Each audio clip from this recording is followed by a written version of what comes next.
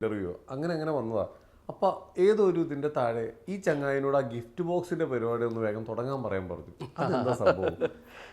അത് അത് മുന്നേ ഒരു പ്ലാനുള്ള സാധനമാണ്. ഞാനാണെങ്കിൽ ആ ഒരു ഗിഫ്റ്റ് ബോക്സ് അവിടെ സ്ഥാപിച്ച്. ഗിഫ്റ്റ് ബോക്സ് വെച്ചാൽ ഉദ്ദേശിച്ചാൽ ആ നമ്മളെ നാട്ടിൽ പാവപ്പെട്ടവർക്കൊക്കെ ഒരു എന്താ പറയുക ഭക്ഷണം കൊടുക്കുന്ന ഒരു സംവിധാനം. അത് ഭക്ഷണം എന്ന് വെച്ചാൽ മോശമാവാത്ത സാധനങ്ങളൊക്കെ ഉണ്ടല്ലോ.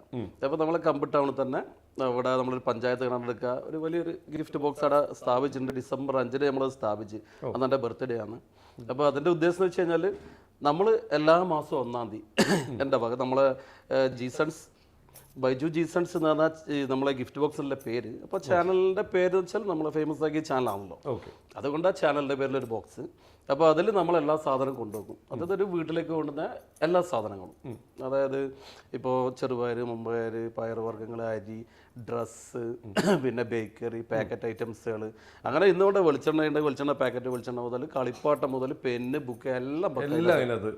അതായത് ഒരു സാധാരണ വീട്ടിൽ കുട്ടികളൊക്കെ ഉണ്ടെങ്കിൽ, പാവപ്പെട്ട വീടാണെങ്കിൽ അവർക്ക് വന്നാൽ അവർക്ക് ആവശ്യമുള്ളതിൽ അത് കിട്ടണം.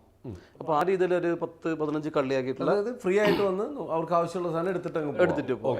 ഒരു ചെറിയൊരു ഡോറുകൾ തുറന്നിട്ട് എടുത്തിട്ട് പോവാം. ഇതാണ് ആ ഗിഫ്റ്റ് ബോക്സ്. പിന്നെ ഇതിൽ നമ്മുടെ നാട്ടിൽ ആർക്കും വേണ്ടിയിട്ട് അത് സാധനം വെക്കാം.